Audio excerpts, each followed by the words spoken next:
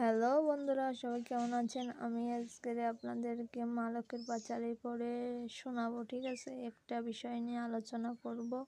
মা লক্ষ্মীর পূজাতে আর কি মন্ত্র পড়তে হয় সেটা আমি দেখানোর চেষ্টা করব। দেখুন, এই যে আমি মা লক্ষ্মীর মন্ত্রের একটা অ্যাপস এখানে প্রবেশ করছি।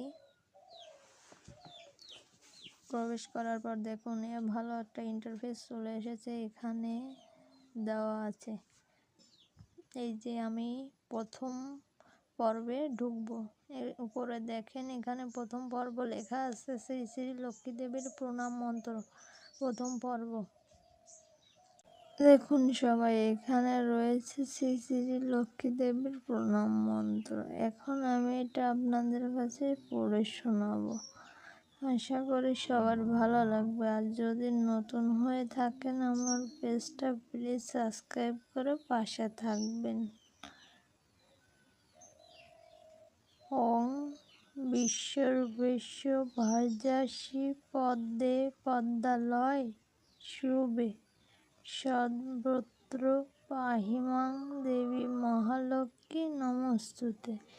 এই যে মন্ত্রটা মহাদেবী লক্ষ্মীর, এই মন্ত্রটা আপনাদের পূজা শুরুর প্রথমেই একবার পাঠ করে নিতে হবে ভালো করে।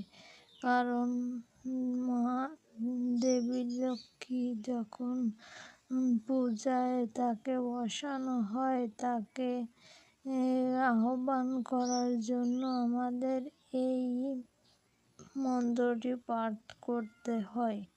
কারণ এই মন্ত্রটা হলো দেবীর মূল মন্ত্র। এখন আপনারা যখন পূজা করতে বসবেন তখন এই মন্ত্রটি পাঠ করে নেবেন। তারপর আমি দেখাচ্ছি, এই যে তারপর দেওয়া আছে দেখেন পুষ্পাঞ্জলির মন্ত্র। এই যে এখানে রয়েছে দেবীর পুষ্পাঞ্জলির মন্ত্র।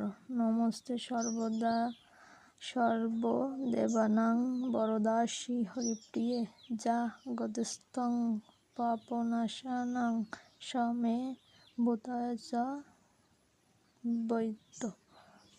এটা হলো দেবী মহালক্ষ্মীর পুষ্পাঞ্জলির মন্ত্র। এটা সবাই পূজার মন্ত্র পাঠ করার পরই বিশেষ করে এই মন্ত্রটা দিয়ে পুষ্প মানে ফুল হাতে নিয়ে এগুলো বলতে হয়, এই মন্ত্রটা পাঠ করতে হয়। তাতে করে মা দেবী লক্ষ্মী আমাদের ঘরে বিরাজ করেন। ধন্যবাদ, এইটুকুই আজকে শেয়ার করার ছিল। যদি নতুন হয়ে থাকেন প্লিজ সাবস্ক্রাইব করবেন, করে পাশে থাকবেন। নতুন হলে সাবস্ক্রাইব করবেন।